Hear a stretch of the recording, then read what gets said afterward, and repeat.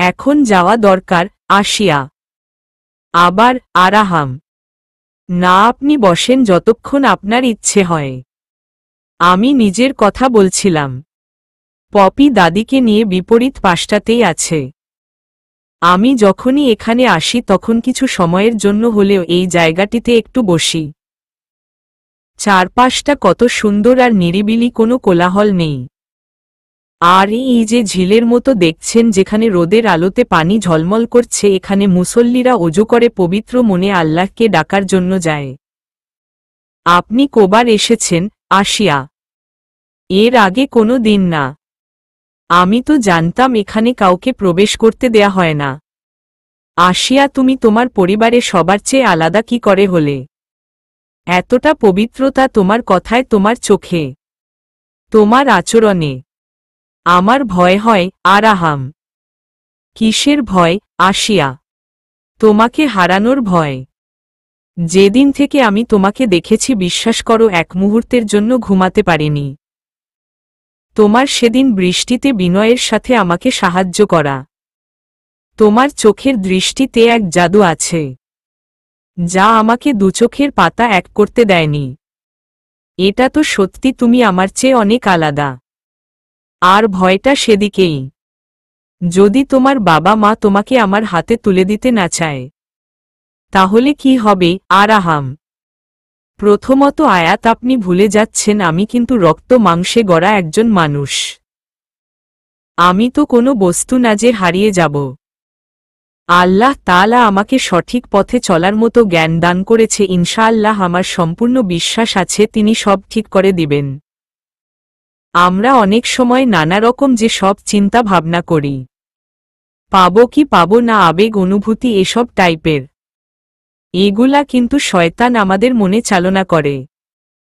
তাই মানুষ নিজের রবের উপর থেকে, নিজের উপর থেকে দৃষ্টিগোচর হয়ে পড়ে। আসিয়া, তুমি সবকিছু এত সুন্দর করে কিভাবে বুঝো? তোমার এক মুহূর্তের জন্য টেনশন হয় না। তোমার সব কথা ঠিক। তারপরও আমার ভয় হয়।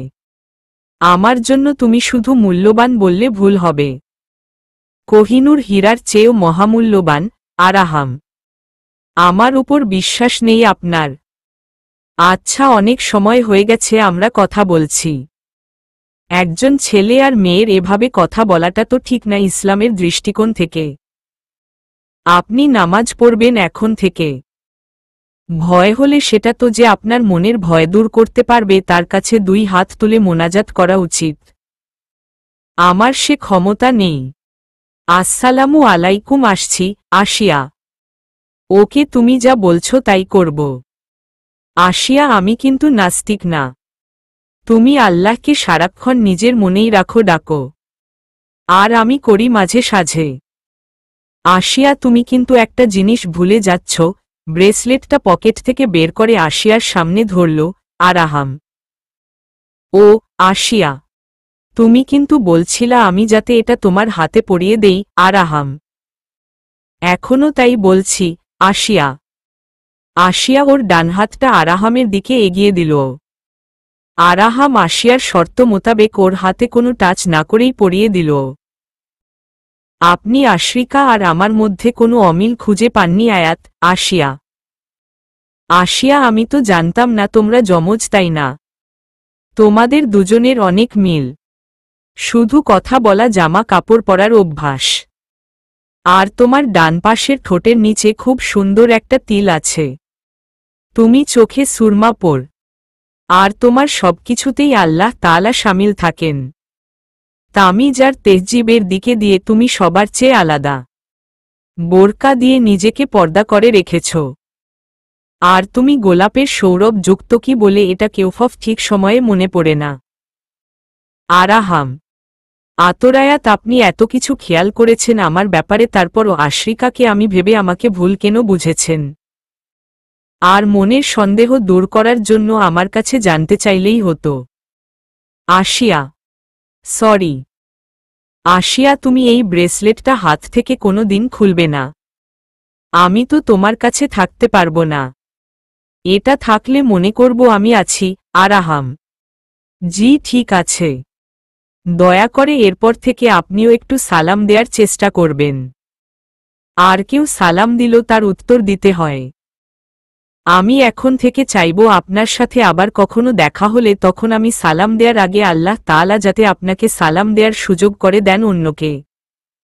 আমি চাই আপনি 90 নেকি পান। আসছি তাহলে, আসিয়া। আসিয়া আবার কখন দেখা হবে তোমার সাথে, আরাহাম? জানি না।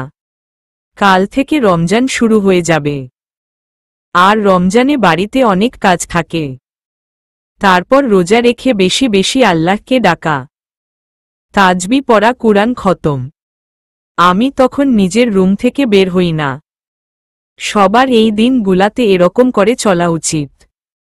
রমজানের শেষ হলে বলেই আসিয়া উঠে দাঁড়াল। আপনি কি এখানেই থাকবেন? আমি আজকেই চলে যাচ্ছি। প্লিজ এখন আপনিও এখান থেকে চলে যান, দাদি দেখলে কি নাকি মনে করবে। আর আমি চাই না কেউ আপনাকে ভুল চোখে দেখুক, আসিয়া। আসিয়া, আমি সে সবে ভয় পাই না। তোমার জন্য হাত পা ভাঙলেও আমি তোমার পিছু ছাড়ব না। আসিয়ার পিছন পিছন হাঁটছে আর বলছে, আর দাদি ডার্লিংকে নিয়ে ভেবো না। একবার শুধু বুড়িটাকে পাই, তারপর আমার দেওয়ান না বানিয়ে ছাড়ছি না বুড়িকে। আরাহাম, আয়াত, আপনি আমার কথা কেন শুনেন না বলেন তো? সামনে দেখেন দাদি আসছে পপির সাথে। আসিয়া। আসিয়া তাড়াতাড়ি হেঁটে দাদির কাছে চলে গেল। দাদির কাছে যেতেই দেখে দাদি হাঁটুর ব্যথায় ভালো করে হাঁটতে পারছে না। পপি আর আসিয়া দুজনে দাদির দুই হাত ধরে আস্তে আস্তে করে ধরে এগুচ্ছে সামনের দিকে। হঠাৎ পিছন থেকে তুফানের বেগে আরাহাম এসে আসিয়ার দাদিকে কোলে তুলে নিল। আসিয়া আর পপি একে অপরের দিকে দেখছে আর ইশারা করছে। পপি আরাহামকে দেখামাত্র পুরাই শকট হয়ে গেছে। দাদি ভয় পেয়ে গেছে। আর চোখ খুলে আরাহামের কান টেনে ধরে বলছে, কিরে গোলাম, তোকে তো চিনলাম না। এক্ষুনি তো আমি হার্ট ফেল করতাম তোর জন্য, দাদি। আরে বুড়ি, তোমাকে কোলে তুলে নিলাম তোমার কষ্ট হচ্ছে দেখে। আর তুমি কিনা আমার নরম তুলতুলে কান দুটো টেনে লম্বা করতে চাইছ, আরাহাম। আমি বুড়ি তোর কান আজকে লম্বা করেই ছাড়ব। আমাকে ডিস্টার্ব করো হু, দাদি। দাদির কথা শুনে আসিয়া, পপি, আরাহাম সবাই হাসতে শুরু করল। আরাহাম আরও মজা করার জন্য দাদিকে কোলে নিয়ে হাঁটছে আর বলছে, তোমাকে এক দেখাতেই আমি আমার মন হারিয়ে ফেলেছি সত্যি। আজকে থেকে তুমি আমার গোল বাহার, গোল নাহার, আমার আমার। আর কি বলবো? I love you. Do you love me? আসিয়ার দিকে তাকিয়ে কথাটা বলে ওকে ইশারা করল। ওই বুড়ি, এত ভাব নিও না। আমি কিন্তু তোমার উত্তরের অপেক্ষাতে আছি, তাড়াতাড়ি বলো। Do you love me, Araham? গোলাম, ইপটিজিং করো। আরাহাম আসিয়ার দাদির সাথে ফাইজলামি করছে, আবার মাঝে মাঝে আর চোখে আসিয়াকে দেখছে। আসিয়ার দাদি সেটা খেয়াল করে আরাহামের কান টেনে ধরল খুব জোরে। আরে আরে আরে, এই বুড়ি, আমি তোমাকে আদর করে কোলে তুলে নিয়ে হাঁটছি, আর তুমি আমার কানের প্যাচ ঢিলা করার চেষ্টায় আছো। ফেলে দিল কিন্তু হাঁটু না, সবই ভাঙ্গবে বুড়ি, তখন আবার আমাকে দোষ দিও না, বলে চোখ টিপল আরাহাম। ও তাই নাকি? আমার কোমর ভাঙ্গবা, নামাও দেখি কত তোমার সাহস। বুড়া হাড্ডি দেইখা আমারে দুর্বল মনে কইর না। তুই কি মনে করছস আমি জানি না? আমারে কোলে নিছ কেন? আমার লগে দুইজন সুন্দরী মেয়ে দেইখা পটাইতে আসছ, দাদি। আসিয়া লজ্জায় দাদির কথার মাঝেই দাদিকে থামানোর চেষ্টা করল। দাদি, আপনি এসব কি বলছেন? ইনি তো একজন দয়ালু মানুষ হিসেবে তার দায়িত্ব সম্পূর্ণ করছে মাত্র। আমাদের তো তাকে শুকরিয়া জানানো উচিত, আসিয়া। আরাহাম হাসতে হাসতে আসিয়াকে বলল, না না প্লিজ, আমি দাদির কোনো কথায় কিছু মনে করিনি। দাদি বলার সাথে সাথে আরাহাম ও নিজের জিহ্বা কামড় দিল। আর পপি ও আরাহামের দিকে চোখ বড় বড় করে চুপ করার জন্য ইশারা করেই যাচ্ছে, না মানে ইনি তো আমার দাদি নানির বয়সী, তাই মুখ থেকে দাদি ডাকটা বেরিয়ে গেল। আরাহাম, একটু আগেই তো আমারে ডার্লিং কইলা, এখন হঠাৎ দাদি হইয়া গেলাম। নূর, তুই সহজ সরল বোকা, তুই বুঝতে পারছিস না। এই বয়সের পোলারা বুড়িকে দেখে কোনো দয়া বা মায়ার জন্য হেল্প করতে আসে না। সাথে দুইটা নাতিন দেখছে, অমনি নাতিন জামাই হওয়ার স্বাদ জাগছে। দাদি। আশিয়ার চোখ স্পষ্ট বলে দিচ্ছে ও দাদির এই কথাটা স্বাভাবিকভাবে নিতে পারেনি। ও জানে দাদিও মজা করছে, কিন্তু তারপরও ও এটা মানতে পারছে না যে ওর কাছের লোকজন ওর আয়াতের সম্পর্কে এমন ধারণা রাখবে বা এমন কিছু বলবে। কথাটা শোনামাত্র ওর চোখে পানি চলে আসে, যার কারণে ও দাদির চোখে চোখ মিলাতে পারছে না। তাই নিজের কষ্টটা লুকানোর জন্য আশিয়া ওর চেহারা অন্যদিকে ঘুরিয়ে নিল। আরাহাম আবার মজা করে কিছু বলতেই যাচ্ছিল, তখনই পপি ওর পাশাপাশি গিয়ে ওর হাতে একটু চাপ দিয়ে চুপ করতে বলল, আর আশিয়াকে ইশারা করে দেখালো আরাহামকে। আরাহাম আশিয়াকে দেখামাত্র সাথে সাথে দাদিকে কোলে থেকে নামিয়ে দিল, আর কোনো কথা না বলে চলে যাওয়ার জন্য ঘুরে দাঁড়াল। আশিয়ার দাদি অবাক হয়ে অনেকক্ষণ আরাহামের দিকে তাকিয়ে ওর চলে যাওয়া দেখছিল, হঠাৎ কি যেন এত চিন্তা ভাবনা করে। আরাহামকে পিছন থেকে ডেকে বসল। ওই পোলা কি নাম তোর? উইদুরও নাম ও জানি না দাদি। দাদির কথা শুনে পপি ফাইজলামি করে বলল, নাম জানো না? তাহলে ডার্লিং বলে ডাকো। দেখো তোমার দিকে তাকায় কিনা, যে সুন্দর তোমাকে কোলে তুলে নিয়ে যাচ্ছিল। তোমার তো ভালো লাগলো না, তাই ছেলেটাকে কত কিছু বললা। আমি আর নূর বুঝতাছি এত গরমে আর কড়া রোদে হাঁটার কি মজা। কি আবার আমার দিকে এমন করে দেখছো কেন? তোমার ডার্লিং তো চলে যাবে। পপি। উফ, পপি, সব ক্ষেত্রে মজা করাটা মানায় না। সে যখন চলে গেছে তাহলে আবার এসবের কি দরকার? থাক না আশিয়া, তুই অনেক কষ্ট পাইছিস দেখে আরাহাম এভাবে চুপচাপ আর কোনো কথা না বলে চলে গেল। তুই কি সেটা বুঝতে পারছিস? তা না হলে ও তো দাদির কোনো কথাই অপমানিতভাবে নেয় নাই। ও আরও মজা করত, কিন্তু আমি ওকে থামিয়ে দিয়েছি। কেন থামিয়েছি সেটা জানিস?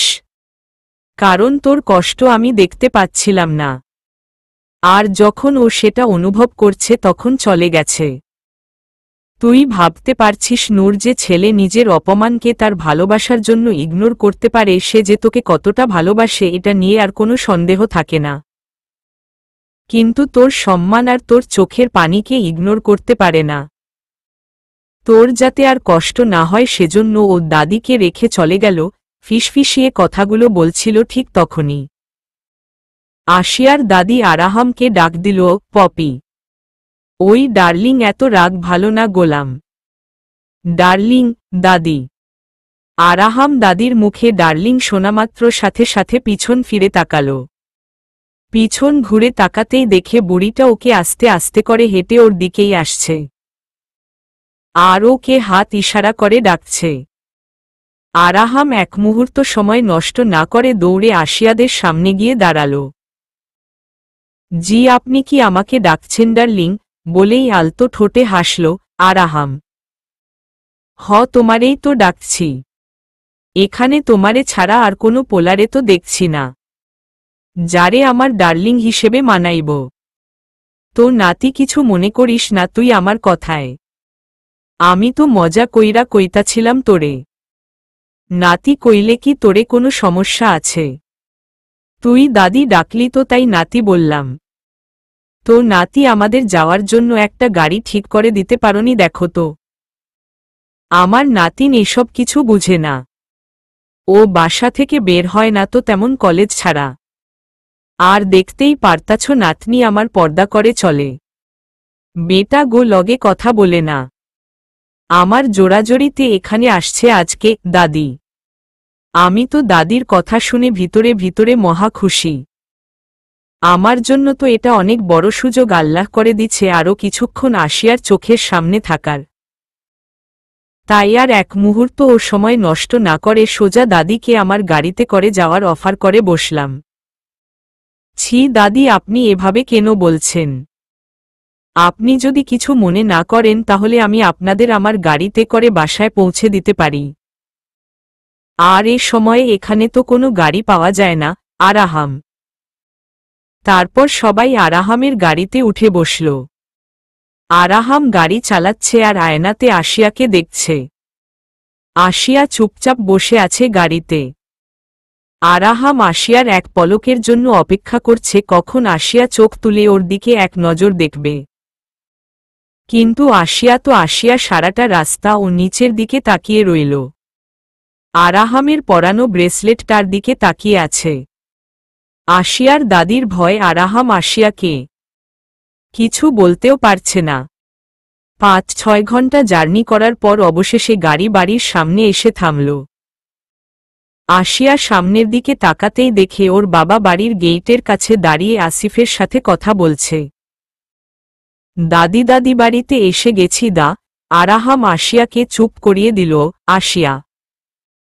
আশিয়া 1 মিনিট দাদি ঘুমিয়ে আছে, লং জার্নি ছিল তো। আশিয়া এতটা পথ তোমার সাথে একসাথে জার্নি করতে পারবো সেটা আমি কল্পনাতেও ভাবিনি।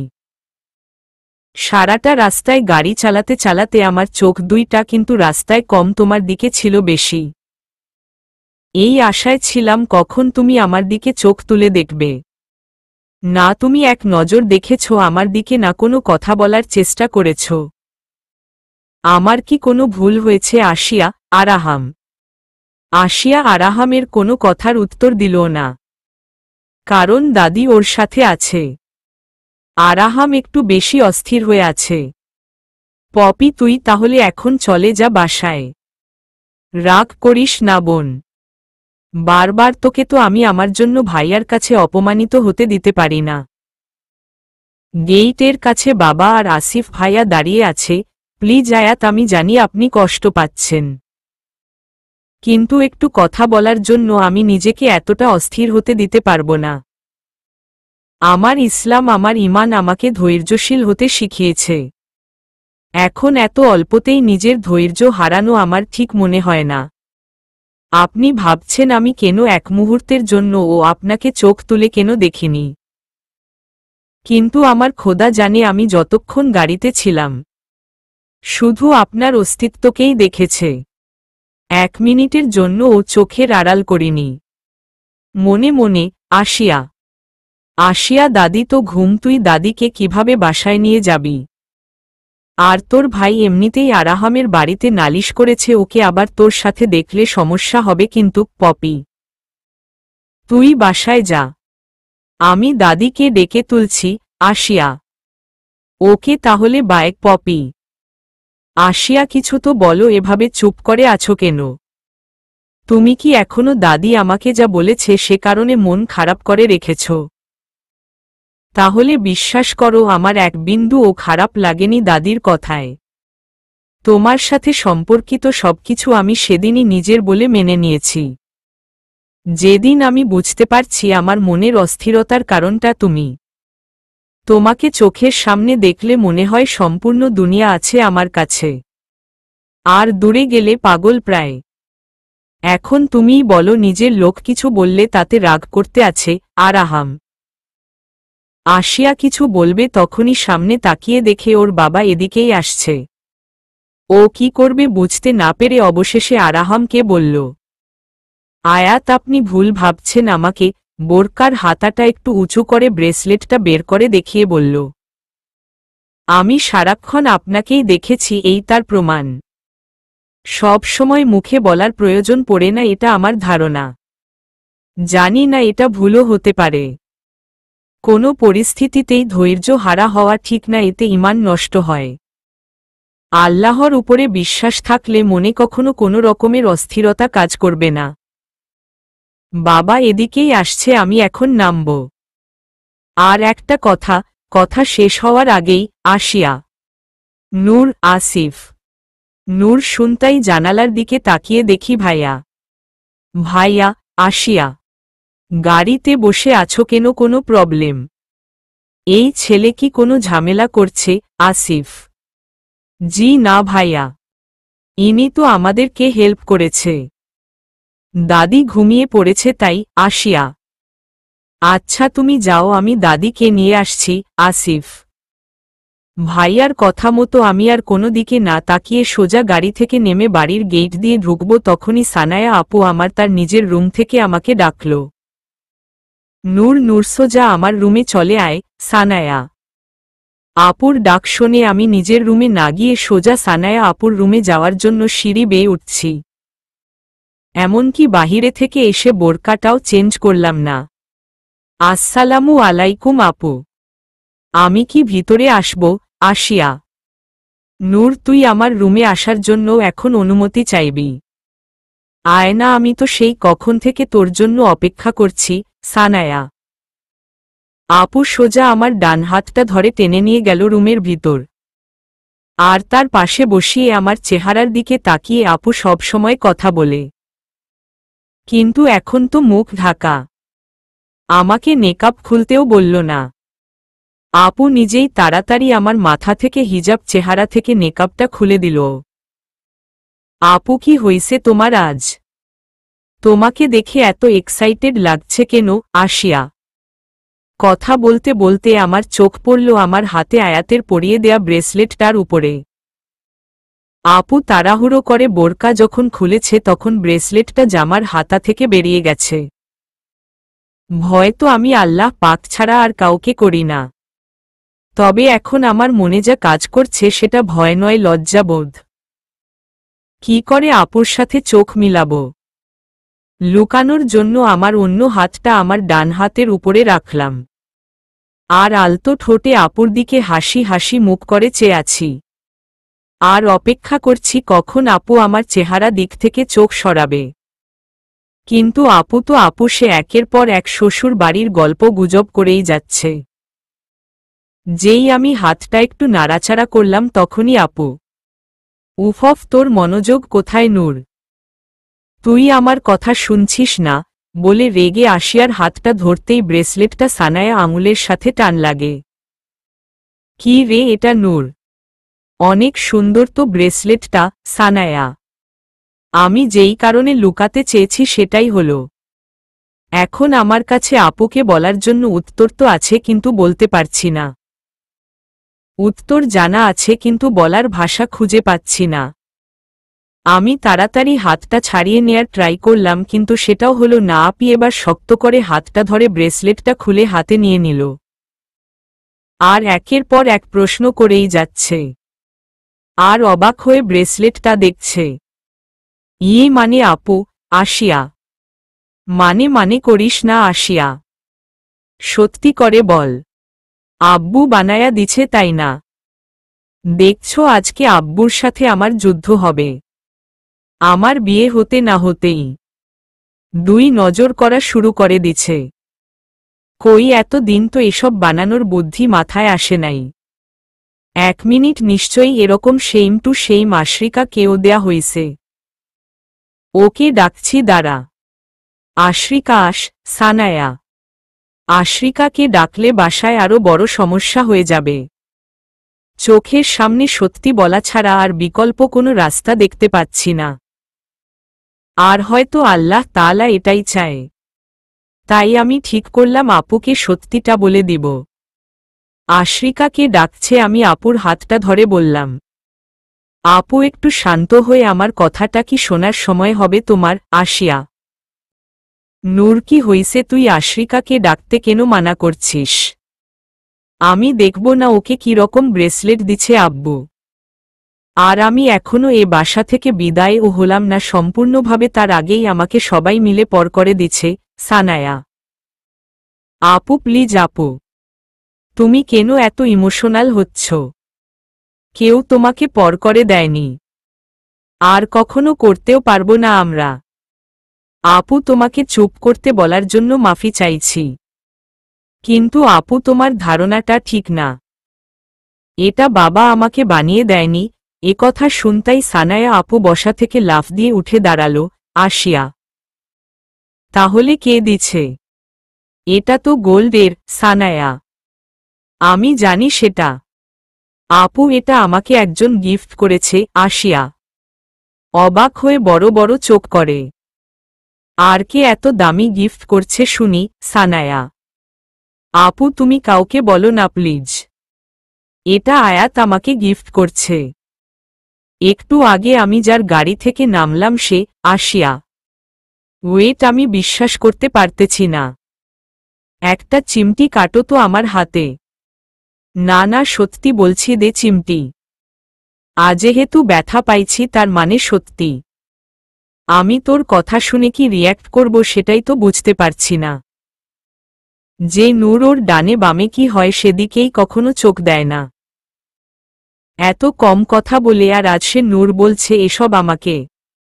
এমনিতে তো কেউ কাউকে এত দামি গিফট দিবে না। তোদের মধ্যে কি কোনো রিলেশন চলছে? 1 মিনিট দাদি, অনেক আগে মা আর আমাকে একটা ছেলের কথা বলছিল। যে ছেলেটা তোর পিছনে পড়ে আছে। এই কি সেই ছেলে? আর কবে কিভাবে এত কিছু হলো নূর? সানায়া আপু তার সাথে আমার মাত্র কয়েকবার কথা হইছে, এর বেশি কিছু না। আসিয়া ধ্যাত মিথ্যা বলিস না নূর। কয়েকবার কথায় কেউ কাউকে গোল্ডের ব্রেসলেট গিফট করে। আর যদি এটা সত্যি হয়ে থাকে তার মানে ছেলেটার কোনো তো বিশেষ দিক আছে যার কারণে আমার নূরের এত দামি মনটা চুরি করতে পারছে। তুই কি ভয় পাচ্ছিস যে আমি সবাইকে বলে দিব এনল?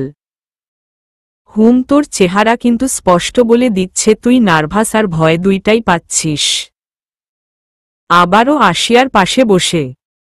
নূর আমরা 3টা বোন, রাইট? সানায়া আসিয়া। এদিকে আরাহাম আসিয়ার দাদিকে ঘুম থেকে ডেকে তুলল। আসিফ চোখ গরম করে আরাহামের দিকে তাকিয়ে আছে। আরাহাম গাড়ির দরজাটা খুলতে আসিফ আরাহামের কলার চেপে ধরল। আরে আরে আসিফ, কি করছিস তুই? ছাড় বলছি। এ পোলা আমাদের অনেক হেল্প করছে আজকে। কতদূর থেকে কোনো কিছু চিন্তা না করেই আমাদেরকে বাসায় নিয়ে আসছে। অনেক ভালো, ছাড় বলছি, জোরে ধমক দিয়ে বলল। তা না হলে আমার লাঠির বাড়ি খেতে যে কত মজা তুই তো জানোস। লাঠি দিয়ে মারব? পোলাটা একবার এটাও জিজ্ঞেস করেনি যে আমরা কোথায় থাকি। এতদূর চলে আসছে। এমন মানুষ হয় তুই বল? কি নাতি, তোমার ভাড়া কত দিব? বলেই হাসল। মজা বুঝো তো নাকি? আসিফ ওকে নিয়ে বাসায় আয়। দাদি? জি দাদি। না দাদি, সমস্যা নাই। আরাহাম কি জি দাদি? না দাদি শুরু করছো, লজ্জা পাওয়ার কিছু নাই। এত দূর থেকে আসছো, ভিতরে চলো। আসিফ তুই এমন করছিস কেন? দাদি। আসিফ আরাহামের কলারটা ছেড়ে দিল আর ওর কানের কাছে গিয়ে ফিসফিসিয়ে বলল, আজ তো দাদির জন্য ছাড়া পেয়ে গেলি। এরপর যদি কোনো দিন আমার বোনদের আশপাশে দেখি তো খবর আছে। আশ্রিকার সাথে ঘোরাঘুরি করো। এখন আবার নূরের পিছনে কি উদ্দেশ্যে? দাদির দিকে তাকিয়ে হেসে উঠল। আরে দাদি, তুমি কি বলছো? ও তো এই বাড়িতে থাকে। মানে এটা ওদের বাড়ি। ওকে তুমি দেখনি? আমি চিনি তো, তাই একটু কথা বললাম আর কি। চলো আমরা ভিতরে যাই। ও যেহেতু চাইছে না, লজ্জা পাচ্ছে ভিতরে আসতে, তাহলে থাক না। এত জোরাজোরি করো না, থাক। আসিফ আরাহাম উপরের দিকে তাকাইতেছে কোথাও আসিয়ার এক ঝলক দেখা যায় কিনা। দোতলার উপরে আসিয়ার রুমের বারান্দায় চোখ দিতেই আশ্রিকাকে দেখল। আশ্রিকা মোবাইল হাতে নিয়ে আরাহামকে ইশারা করছে। আরাহাম বুঝতে পারল হয়তো আশ্রিকা ওকে কল করতে বলছে। ও কোনো কিছু না বলেই বাড়ির ভিতরে চলে গেল। আশ্রিকা কল করতেই আরাহাম কলটা রিসিভ করবে কিনা চিন্তা ভাবনায় পড়ে গেল। 2-1 বার কল বাজতে বাজতে কেটে যাওয়ার পর আশ্রিকা রাগে আরাহামকে মেসেজ করল। আরাহাম নিজের রুমে গিয়ে মোবাইলটা টেবিলের উপরে রেখে দিল ও মেসেজটা সিন না করেই। 5 মিনিট পর আরও 2টা মেসেজ পাঠালো আশ্রিকা। এবার আরাহাম মোবাইল হাতে নিয়ে মেসেজটা অন করল। তাতে লেখা ছিল, এখন কিন্তু খুব রাগ হচ্ছে আমার। কি করে সাহস হলো আমার কল রিসিভ না করার, আমাকে ইগনোর করার? মেসেজ পাওয়ার পর আমাকে কল না করলে আমি কিন্তু তোমাদের বাড়িতে চলে আসব বলে দিলাম। তারপর রাগের কতগুলা ইমোজি। নূর, 3 বোন হলে কি হবে তোর আর আমার সম্পর্ক কিন্তু বন্ধুর মতো, আমার ছোটবেলা থেকেই কোনো বন্ধু হয়নি, কারো সাথে আমার থট মিলতই না, আমার সব কথা আমি তোকে বলে এসেছি। আশ্রিকা ও আমার বোন, কিন্তু ও একটু আলাদা, অবশ্য একটু না, অনেক আলাদা। ও বাড়িতে কার কি হলো এসব নিয়ে এতটা ভাবে না, ও নিজেকে নিয়েই সব সময় ব্যস্ত থাকে। তুই ছোট হলেও অনেক বুদ্ধি তোর, সবার জন্য কত ভাবিস। আমি কাউকে বলবো না। আচ্ছা বল না, এটাতে কি লেখা আছে? আরবি তো, তাই বুঝতে পারছি না ঠিকমতো। তুই আবার ভাবিস না আমি কুরআন পড়া ভুলে গেছি, মনে আছে, কিন্তু তারপরও তোর মুখে সবই মধুর লাগে। আমি তো আরও এটা চিন্তা করতাম তোর কি হবে। তুই যেমন করে নিজেকে সবার থেকে আড়াল করে রেখেছিস, তোর বিয়ে কিভাবে হবে সেটা নিয়ে টেনশন করতাম। ছেলে কেমন হবে, হাজি না মৌলানা, আরও কত কি। এই বল না, এটা কি লেখা? সানায়া। আসিয়া বলতেই যাচ্ছিল, ঠিক তখনই রুমের বাহিরে থেকে আসিয়ার বাবা তার সাথে কথা বলার জন্য তার রুমে যেতে বলবো আসিয়াকে। জি আসছি। আপু, বাবার হয়তো কোনো হেল্প লাগবে, আমি তোমাকে পড়ে সবকিছু ডিটেইলসে বলবো, ওকে? আসিয়া আপুর রুম থেকে আপুর একটা বড় ওড়না নিয়ে নিজেকে ভালো করে ঢেকে নিলাম।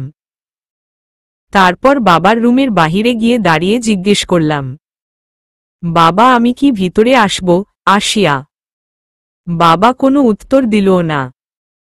আমি বুঝতে পারছিলাম না কি করব, ভিতরে যাব নাকি বাহিরেই দাঁড়িয়ে ওয়েট করব বাবার অনুমতির জন্য।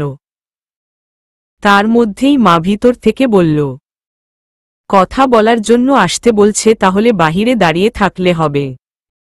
ভিতরে আয়, দেখ তোর বাবা কি বলতে চায়। মা। মার কথা শুনে আমি ভিতরে গেলাম। আসসালামু আলাইকুম বাবা, বলে বাবার বিছানার পাশে দাঁড়িয়ে আছি আমি। আসিয়া। নূর, আমার সামনে এখানে বসো, তোমার সাথে কিছু কথা আছে। বাবা। জি। বাবার কথা শুনে আমিও বসলাম বাবা বিছানার পাশের চেয়ারটাতে, আর নিচের দিকে তাকিয়ে আছি আমি। আসিয়া। নূর আমার দিকে তাকায়া, একটা সত্যি কথা বলো তো মা, এটা তোমাকে কে দিছে? আর তার সাথে তোমার কিসের সম্পর্ক? কোথায় কোথায় গেছো ওই ছেলের সাথে এখন পর্যন্ত? ওই ছেলে কি তোমাকে কোনো ফ্ল্যাটে বা হোটেল মোটেলে নিয়ে গেছিল?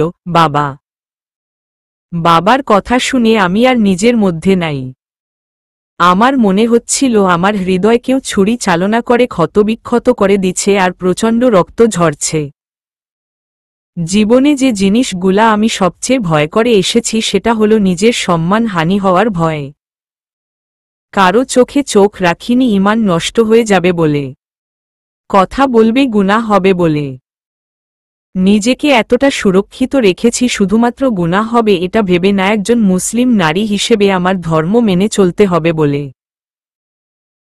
আর নিজের পরিবারের কথা চিন্তা করে, আর সে পরিবারের কাছ থেকে এসব শুনব ভাবতে পারিনি। এখনো সব কেমন যেন স্বপ্নের মতো মনে হচ্ছে। আমি আজ মাথা নিচু করে বসে আছি বাবা সম্মান করি বলে। আমার মনে কোনো পাপ বা মলিনতা আছে এজন্য না। আমার আল্লাহ জানে আমার মনে কোনো পাপ নেই। যতটুকু ভুল করেছি ক্ষমা চেয়েছি সহস্রবার। আমি কিছুই বলতে পারলাম না। আমার কোনো জবাব না পেয়ে বাবা আমার হাত থেকে ব্রেসলেটটা খুলে নিল, আর এর মধ্যে কি লেখা আছে আবার জানতে চাইল। আর কি এমন সম্পর্ক আমার আয়াতের সাথে যার কারণে এত দামি গিফট আমাকে দিয়েছে? বিনিময়ে আমি কি করেছি আয়াতের জন্য? কথাগুলো শুনতে খুব বাজে শোনাচ্ছে। কি হলো, কথা বলছো না কেন? ধমক দিয়ে বলল। তুমি না বললে আমার জানার অনেক উপায় আছে নূর। আমি দোকানে নিয়ে গিয়ে জিজ্ঞেস করলেই বলবে কি লেখা আছে এতে। বাবা। বাবা, নূরে আয়াত লেখা এটাতে। আসিয়া। এর বেশি কিছু আমি বললাম না। যার চোখে লজ্জা শরম না থাকে তার কিছুই থাকে না। আমার মাথায় কাজ করতাছে না। নূরের মা, তোমার মেয়ে বাসার মধ্যে থাকে সব সময়, কারো সাথে কথাবার্তা নাই, তার মধ্যেও কি কাণ্ড করছে? তোরে কি ওই পোলা কোনো ভয় দেখাইছে? কথা না বললে সমস্যা করব এমন কিছু? এমন হলে বল আমাকে। আর ছেলেটা কে কোথায় থাকে? এটা তোরে কেন দিল বাবা? আমি মনে মনে ঠিক করলাম বাবাকে সব সত্যি বলবো। তখনই ভাইয়া চলে আসলো রুমে। আর বাবাকে বলল, বাবা কি হইছে, তুমি এত জোরে চিল্লাচিল্লি করে কথা বলতেছ কেন নূরের সাথে? আসিফ আরাহাম আশরিকার মেসেজ দেখার পর ওকে কল করল। হ্যালো, আমি কবার কল করেছি তোমাকে? ভাইয়া তোমার সাথে খারাপ ব্যবহার করছিল আবার, তাই না? তুমি ছাদে আসো, তোমার সাথে কথা আছে। আশরিকা, আমি ছাদে আসব, কিন্তু কেন আসিয়াও? সরি আশরিকা, কি বলবি এখনই বলো না। আরাহাম, না আমি আসতে বলছি, আসো। আমি আর কোনো কথাই শুনবো, বাই বাই বাই, রাখছি। আমি ছাদে যাচ্ছি, তুমিও এক্ষুনি আসো। না আসলে আমি তোমার বাসায় চলে আসব। আশরিকা, নূর তুই রুমে যা। বাবা আমি তোমাকে সব বলছি। এ ব্যাপারে আরও আগেই আলোচনা করতে চেয়েছিলাম তোমার সাথে, কিন্তু বাড়িতে মেহমান থাকাতে বলাটা ঠিক মনে হয়নি। আসিফ, যাও তুমি নিজের রুমে যাও। আসিফের বাবা ওর এইটা দিয়ে দেন। আপনি অযথা নূরের উপর চিল্লাচিল্লি করছেন। আপনার মাথাটা হঠাৎ কি খারাপ করে দিল? আমি তো ভাবতেও পারিনি আপনি নূরকে এসব কথা বলার জন্য ডাকছেন। মা, আমার কি হইছে সেই মুহূর্তে আমি সেটা জানি না। এত অপমানিত হওয়ার পরও কেন আর কিভাবে সবার সামনে দাঁড়িয়ে আছি? আমার মনে শুধু এটাই চলছে অনবরত। আর যাই হোক, আয়াতের স্মৃতি আমার সাথেই থাকতে হবে।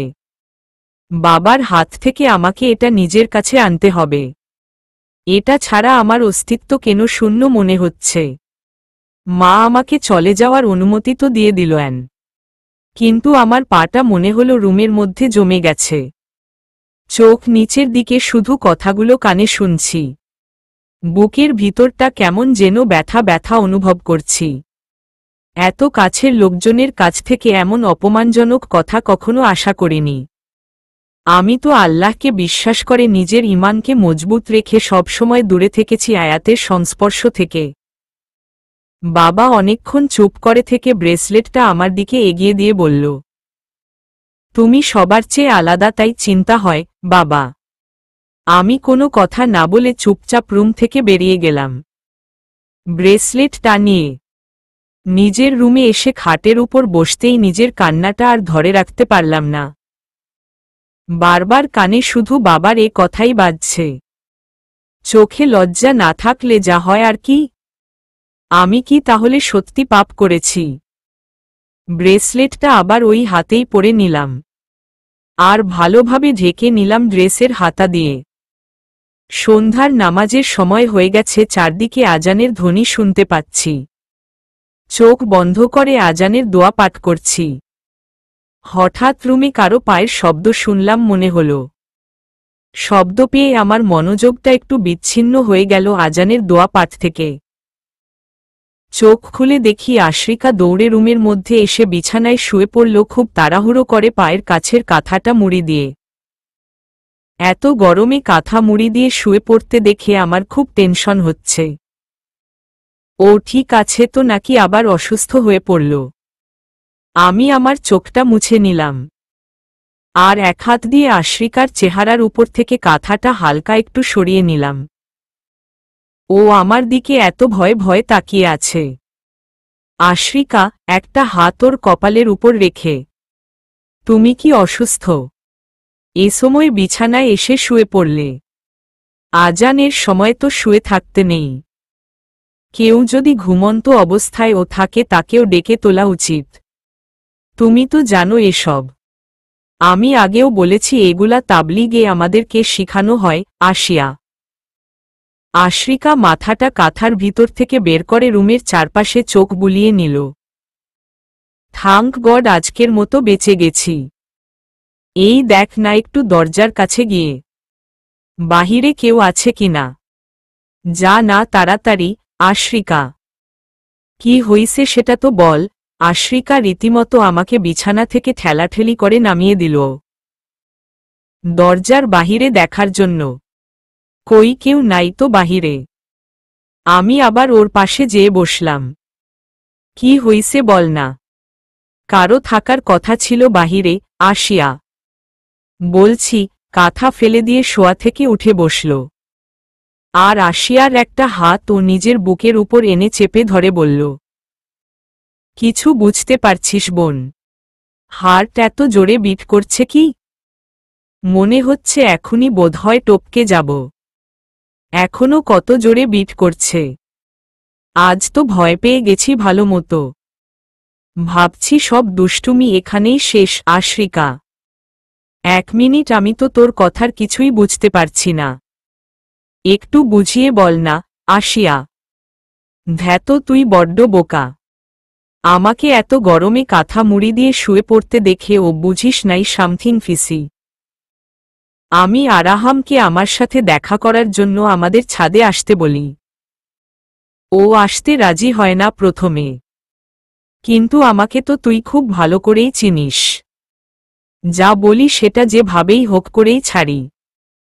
একটু অভিমানের নাটক করাতেই ও রাজি হয়ে যায়, আর কিছুটা আমার দেখানো ভয়ের কারণে। তুই তো জানিস তোর বোন লেডি কিলার। আশ্রিকা। আশ্রিকার কথা শোনামাত্র আমার কেন জানি না খুব খারাপ লাগছিল। কথাগুলো আর শুনতে চাইছিলাম না। জানি না কেন এমনটা অনুভব করছি আমি মোটেও জেলাস ফিল করছিলাম না, আর আয়াতকে অবিশ্বাসও করিনি। কিন্তু শুনতে ভালো লাগছে না। আমি আমার চেহারাটা অন্যদিকে ঘুরিয়ে নিয়ে উঠে যাওয়ার চেষ্টা করলাম আশ্রিকার সামনে থেকে। কি হলো? ও বুঝছি তোর নামাজের জন্য লেট হয়ে যাচ্ছে তাই তো। আচ্ছা আমি তাড়াতাড়ি বলি ওকে। আরাহামের জন্য আমি আগেই ছাদে গিয়ে অপেক্ষা করছিলাম। আরাহাম ওদের ছাদ থেকে আমাদের ছাদে আসলো। আমার তখন যে কি হয়েছিল বুঝছিস আমি তোকে বুঝাতে পারবো না। আমার কথা মতো ওকে যখন সত্যি ছাদে চলে আসতে দেখলাম, অনেক ভালো লাগছিল আমার। নিজেকে অনেক স্পেশাল ফিল করছিলাম।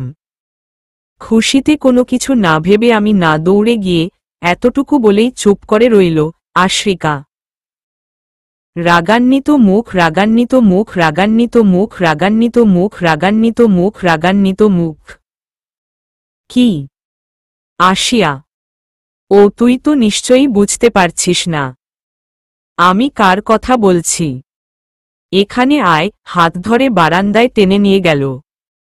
এই যে সামনের বারান্দাটা দেখতে পাচ্ছি সেটা ওর রুম। পাশের বাড়ির ছেলেটা। দৌড়ে ওকে জড়িয়ে ধরলাম। যখন খেয়াল করলাম তখন একটু তো অস্বাভাবিক লাগছে, কিন্তু মজার বিষয় কি জানিস, ও ভয় কাঁপতেছিল। আমি ওকে দেখে হাসি আর থামাতে পারছিলাম না। কোনো রকম নিজেকে কন্ট্রোল করে ওর হাতটা শক্ত করে চেপে ধরলাম। ছেলেটা আরও কাঁপতে শুরু করল। শেষে আর কি হাত ছেড়ে দিলাম। আশ্রিকা, তুই কি ওকে পছন্দ করিস? আর পছন্দ করলে আমাকে কেন বলিসনি? আসিয়া, আরে না না, কিসের পছন্দ? আমি তো ওকে বকার জন্য ডাকছিলাম। ওর সাথে ভাইয়া আমাকে দেখার পর বাহিরে বেরোনো নিষেধ করে দিছে, আর যদি যাই আমাকে নজরে নজরে রাখে। সেদিন তো বকছে আমাকে, আর এসব কিছু ওর জন্য হচ্ছে। তাহলে ওকে কি ছেড়ে দিব? কিন্তু সামনে আসতেই সব কেমন যেন এলোমেলো হয়ে গেল। আজকে একটু অন্যরকম এক নতুন আরাহামকে দেখলাম। লজ্জা পাচ্ছে আমি জড়িয়ে ধরলাম অথচ ও ধরেনি আমাকে। পরে ওর মায়া মায়া চেহারাটা দেখে আর বকা দিতে পারলাম না। আর ভেবে দেখলাম ও নিজেও সেদিনের ঘটনার জন্য ভাইয়ার চোখে একটু কালার হয়ে গেছে। আজকেও ভাইয়া ওর সাথে রাফ বিহেভ করেছে। আমি তখন বারান্দায় দাঁড়িয়েছিলাম। বেচারা আমাকে কিছু বলতেই যাচ্ছিল, তখন কি হইছে জানিস আশ্রিকা? কি? আসিয়া ছাদে ভাইয়ার আগমন। আমি ভাইয়ার ছায়া দেখতেই দৌড়ে ছাদের উল্টো পাশের সিঁড়ি দিয়ে নেমে আসছি। আমি তো ভাবছি ভাইয়া আবার আমাকে ওর সাথে দেখে ফেলেছে, আর বকা দিতে আসবে। এখন দেখি আসছে না, তাহলে মনে হয় দেখে নাই আমাকে। আশ্রিকা। আশ্রিকার কথা শুনে আমি উঠে চলে গেলাম নামাজ পড়ার জন্য। নামাজে দাঁড়ানোর সাথে সাথে বাড়িতে ভীষণ চিল্লাচিল্লির শব্দ শুনতে পেলাম। সব কিছু থেকে মনোযোগ বিচ্ছিন্ন করে নামাজ পড়ে উঠলাম। জায়নামাজটা ভাঁজ করছি, তখনই ভাইয়া তুফানের মতো রুমে এসে ঢুকল। আর কিছু বুঝে উঠার আগেই আশ্রিকার গালে ঠাস ঠাস করে 2টা চড় বসিয়ে দিল। ওর গালে ভাইয়ার আঙুলের ছাপ বসে গেল। সবকিছু এতটাই দ্রুত ছিল যার কারণে আমি ভাইয়াকে থামাতে পারিনি। ভাইয়া ওর হাত ধরে টেনে নামানোর চেষ্টা করছে খাট থেকে। আমি সাহস করে ভাইয়ার হাতটা ধরি থামানোর জন্য। বাহিরে এখনো জোরে জোরে কথা বলার শব্দ হচ্ছে। ভাইয়া, কি হইছে? তুমি ওকে মারলা কেন? আর বাড়িতে এত চিল্লাচিল্লি হচ্ছে কেন? আসিয়া। ভাইয়া কোনো কথার উত্তর না দিয়ে সোজা ওকে টানতে টানতে রুম থেকে বের করে নিয়ে গেল। আমি রুম থেকে একটু উকি দিয়ে দেখার চেষ্টা করলাম, কিছুই দেখতে পেলাম না। তাই বোরকাটা আবার পরে নিলাম। আর রুম থেকে বাহিরে গিয়ে যা দেখলাম, আয়াতকে দেখামাত্র আমার হাত পা অবশ হয়ে আসছে। আয়াতের ঠোঁট থেকে রক্ত ঝরছে, চোখের নিচে রক্ত জমে কালো হয়ে আছে। সাথে ওর বাবা আর মাও দাঁড়িয়ে আছে ওকে আগলে। আমি দূর থেকেই দেখছি। ভাইয়া আশ্রিকাকে হাত ধরে টেনে নিয়ে গেল তাদের সামনে। তারপর যা হলো, আশ্রিকা, এরা বলছে তুই নাকি পাশের বাড়িতে ঢিল ছুড়াছুড়ি করিস, লেজার লাইট মেরে তাদের ছেলের মনোযোগ আকর্ষণের চেষ্টা করেছিস। কথাটা কি সত্যি বাবা? এই রে, এখন আমি কি বলবো? স্বীকার করলে তো আরও মার পড়বে, আর চুপ করে থাকলেও ভাইয়ার কাছে খবর আছে। আর সত্যি না বললে যদি এই ছেলে আজকের ঘটনার কথা বলে দেয় সবাইকে যে আমি ওকে ডেকেছি মনে মনে। কিরে, কথা কি কানে যায় না তোর নাকি? বাবা তোকে কিছু জিজ্ঞেস করেছে? তোর জন্য আজ লোকের কাছে যদি মাথা নিচু হয় না, তাহলে তোর খবর আছে। রাগে লাল হয়ে বলল আসিফ। আরে আপনারা আমাদের কথার ভুল মতলব বের করেছেন। আমরা কিন্তু একটিবার ও আপনার মেয়েকে খারাপ বলিনি। আপনার ছেলে বিনা অপরাধে আমার বাবুকে যেভাবে মেরেছে, এটা কি কো ভদ্রলোকের কাজ বলেন? কি হইছে না হইছে ওদের মাঝে কোনো ঘটনা না জেনেই এমন কাজ করাটা অন্যায়, আমি শুধু সেটা বলেছি। কথা বলতে দেখে যদি মেরে থাকে, তাহলে আমি বলেছি যে আপনার মেয়ে দিক থেকে আগব কথা বলার চেষ্টা করা হয়েছে, আর এটা আমি আমার ছেলের অপরাধ ঢাকার জন্য বলছি না। বাবু যখন রুমে না থাকত তখনও মা মনি বাবুর জন্য কখনো টুকরো কাগজে লেখা চিরকুট, কখনো ডায়েরি, আবার কখনো লাইট, এসব রুম পরিষ্কার করতে গেলে দেখতাম রুমে পড়ে আছে। কিন্তু আমরা এ বিষয়টা এত সিরিয়াস নেই নাই। ছোট মানুষ এই বয়সে হাসি মজা ফ্রেন্ড মনে করে করতেই পারে, কিন্তু তার জন্য হাত তোলাটা বেশি হয়ে গেছে। আপনাদের সমস্যা থাকলে ডেকে ওদের দুজনকে বলতে পারতেন, ওরা যাতে আর কথাবার্তা না বলে। আরাহামের মা, আসিয়ার মা মেয়ের কথা চিন্তা করে তাদের সাথে সবকিছু ঠিক করে নেয়ার কথা ভাবল। আপনাদের কাছে আমি আসিফের অপরাধের জন্য ক্ষমা চাইছি। ছেলে মানুষ এতটা জ্ঞান তো আমাদের মতো হয়নি, তাই রক্তের গরমে এসব করে ফেলেছে।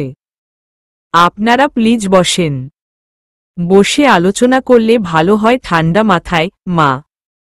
মা কি বলছো তুমি এসব? আমি এখানে ভুলটা কি করেছে? তুমি কেন মাফ চাইবে আসিফ? তুই চল আমার সাথে ভিতরের রুমে। কথা আছে কেন বলছি, সেটা বুঝাইতাছি। আসিফের বাবা একটু ভিতরে আসেন, কথা আছে। আপনারা বসেন, আমি একটু চা নাস্তার ব্যবস্থা করছি, বলে আশরিকার হাত ধরে রুমে নিয়ে গেল। মা, কি ব্যাপার, মার মনে কি চলছে? মা হঠাৎ এত পাল্টে গেল কেন? সবার সাথে এমনভাবে কথা বলছে, মনে হয় কত আত্মীয়তা। আর আশরিকাকেই বা রুমে নিয়ে গেল কেন? বাবা আর আসিফ ভাইকে ও ডাকল।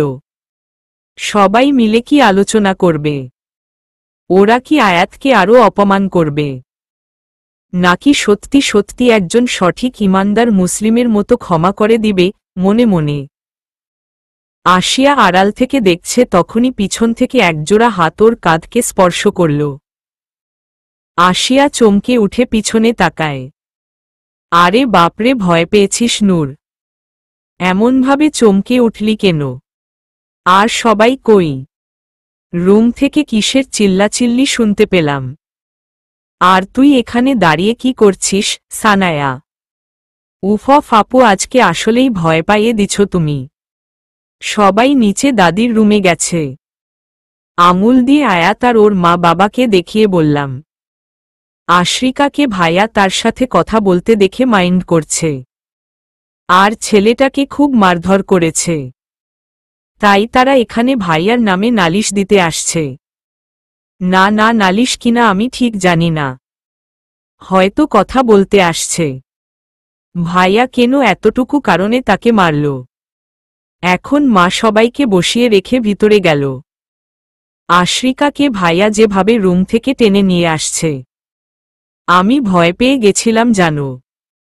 ওর গালে এখনো ভাইয়ার আঙুলের ছাপ স্পষ্ট দেখা যাচ্ছে। আসিয়া, ওই নূর, আমি যতটুকু জানি এটা ওই ছেলে না, যে ছেলে তোকে ভালোবাসে বলছে। পাশের বাড়ির সানায়া মাথা নাড়িয়ে আসিয়া, ও তাহলে এখানে দাঁড়িয়ে আছিস কেন? চল গিয়ে কথা বলে আসি ওর পরিবারের সাথে। দূর থেকে তো ছেলেটাকে বেশ দারুণ লাগছে, কাছে গিয়ে দেখে আসি চল না। সানায়া, না না প্লিজ আপু, আমি যাব না, তুমি যাও। আসিয়া, কি ব্যাপার বলো তো, আমাদের বসিয়ে রেখে সবাই কোথায় গেল? আরাহামের বাবা কাজের লোক নাস্তা নিয়ে আসলো, আর সেন্টার টেবিলে সব সাজিয়ে রাখছে। কাজের মেয়েকে আরাহামের মা জিজ্ঞেস করল, আচ্ছা মা মনি, বাসার সবাই কোথায় গেল? আর এত কিছু কেন আনছ? আমরা কিছু খাবো না, ভিতরে যেয়ে বলো আমরা চলে যাব। আরাহামের মা, টেবিলে এত সব নাস্তার আইটেম, জুস দেখে আরাহামের মা আর বাবার মনে সন্দেহ হচ্ছে। এ বাড়ির লোকজন কি চাইছে, হয়তো তারা সেটা একটু আন্দাজ করতে পারছে। এসব দেখে তারা নিজেদের মধ্যে আলোচনা করছে। আর তখনই সানায়া আসলো নিজে থেকে পরিচিত হয়ে কথা বলার জন্য। আসসালামু আলাইকুম আঙ্কেল, আন্টি, আমি এ বাড়ির বড় মেয়ে। সানায়া নূরের আপু বলে আরাহামকে পা থেকে মাথা পর্যন্ত ভালো করে দেখতে লাগল। সানায়া, ওয়ালাইকুম আসসালাম। তো মা মনি, তুমি কি পড়াশোনা করো? আরাহামের বাবা, আমি গ্র্যাজুয়েশন কমপ্লিট করেছি আঙ্কেল, এই তো কিছুদিন আগে আমার কাবিন হয়েছে। সানায়া, তারপর ছেলে কি করে, কোথায় থাকে, কিসের বিজনেস, এসব নিয়ে আলোচনা করল। কয় ভাই বোন ইত্যাদি। আরাহাম সম্পূর্ণ বাড়িতে নিজের চোখ ঘুরিয়ে নিচ্ছে, শুধুমাত্র আসিয়াকে দেখার জন্য। হঠাৎ আরাহামের চোখ পড়ল এক কর্নারে, আসিয়া দাঁড়িয়ে আছে, আর পর্দার আড়াল থেকে ওকে দেখছে। আরাহাম উঠে আসিয়ার কাছে যাওয়ার চেষ্টা করতেই ওর মা হাত চেপে ধরে বসে থাকতে বলল, ইশারা করে। আম্মু আসিয়া আঙুল দিয়ে দেখালো, প্লিজ ও আমাকে ভুল যাতে না বুঝে, সেজন্য আমার ওর সাথে কথা বলাটা জরুরি। আরাহাম বাবু, আসিয়া নূর অনেক বুদ্ধিমতী একটা মেয়ে, ও সব বুঝার জ্ঞান আছে, যেটা তোর নাই। তাই তো তুই একের পর এক ভুল করে মেয়েটার মনে কষ্ট দিচ্ছিস। এখন আর এখানে ওর সাথে দেখা বা কথা বলার চেষ্টা করিস না। সমস্যা আরও বাড়তে পারে। আমি চিন্তা করছি অন্য ব্যাপারে। এত সব আয়োজন চোখের পলকে করে ফেলল, আর আমাদের বসিয়ে রেখে তারা ভিতরে কি এমন আলোচনা করছে কে জানে। মনটা কেমন জানি করছে। আরাহামের মা, কি তুমি তাদেরকে বসিয়ে রেখে আমাদের ভিতরে নিয়ে আসলে কেন? আসিয়ার বাবা, দেখো আমি এখন যে কথা বলবো তোমরা শুনে রাগ করবা না, কথা দাও। আর আমার কথাটা ঠান্ডা মাথায় চিন্তা করে সিদ্ধান্ত নিবা বলো। তাহলে আমি বলতে পারি। আসিয়ার মা, আন্টি আঙ্কেল, আর এই যে তোমার নাম তো জানাই হলো। কি নাম তোমার? প্লিজ আপনারা নাস্তা করেন। এই জুসটা খান, খুব টেস্টি বানায় ও। সবাই এখনই চলে আসবে। Sanaya. Araham, Araham, nice and unique name. কিছু মনে করো না, আমি একেবারে তোমাকে তুমি করে বলে ফেলেছি। তুমি বয়সে আমার ছোট হবে তাই বললাম। সানায়া, না না, আমি কিছু মনে করিনি। আরাহাম, কি ভাবছ তুমি বৌমা? বলো দেখি কি বলতে চাও। দাদি, আম্মা, আমি আশ্রিকাকে জিজ্ঞেস করেছি, ওর কোনো সমস্যা নাই এ ব্যাপারে। আমরা যা বলবো তাই হবে। ও ওই ছেলেকে ভালোবাসে, আমার কাছে স্বীকার করছে। আর আমি ও চিন্তা করে দেখলাম, পাশের বাড়ির লোকজন খারাপ না, বড় বাড়িঘর, টাকা পয়সা আছে, আর ছেলেটাও সুন্দর। এমন ছেলে আমরা খুঁজলেও পাব না আশ্রিকার জন্য। তাই বলি কি, মারামারি করে সম্পর্ক নষ্ট না করে ওদের বিয়ের ব্যাপারে আলোচনা করলে কেমন হয়? এমনিতে ও প্রতিবেশীদের সাথে সুসম্পর্ক থাকা ভালো। আসিয়ার মা, তোমার কথা তো ঠিক। আর মেয়ের মনের চাওয়াটা বড় কথা। ও যাকে চাইবে তার সাথে দিলই ভালো, খুশি থাকবে তাহলে। চলো বাহিরে, তারা আবার কি না কি মনে করছে। আসিয়ার বাবা, আমি চোখ তুলে তাকাতেই আয়াতের চোখে চোখ পড়ে গেল। আয়াত এক হাতে ওর কান ধরে ঠোঁট নাড়িয়ে সরি বলছে। এখন আমার কেন জানি না, নিজেকে খুব অপরাধী লাগছে। আজ এমন পরিস্থিতিতে আয়াত আমার জন্য ফেঁসে গেছে। আমার তাকে আগেই বলা উচিত ছিল। আমরা যমজ। আমি ইশারা করে বললাম তাকে কান থেকে হাত নামানোর জন্য। তখনই দেখি দাদির রুম থেকে সবাই হুড়মুড় করে বেরিয়ে এলো। আর কারো চেহারায় কোনো টেনশন বা কোনো রাগ দেখা যাচ্ছে না। মুখে হাসি হাসি ভাব নিয়ে সবাই আয়াত আর ওর বাবা মার সাথে হলো রুমে সোফায় গিয়ে বসল। কি হলো, আপনারা কিছু খাচ্ছেন না কেন বেয়াই সাহেব? বাবা। বাবার মুখে এমন কথা শুনে আমি যতটা অবাক হয়েছি তার চেয়ে বেশি অবাক হয়েছে আয়াত আর ওর বাবা মা। সবাই হা করে বোকার মতো আমার মা বাবার মুখের দিকে তাকিয়ে আছে। কেউ কিছু বুঝতেছে না। একবার আমার মনে খুব খুশি লাগছে। এই বুঝি সবাই আয়াতকে মেনে নিয়েছে। কারণটা ছিল দাদি। দাদিই একমাত্র ব্যক্তি যে কিনা জানে শুরু থেকে আয়াত আমাকে কতটা চায়।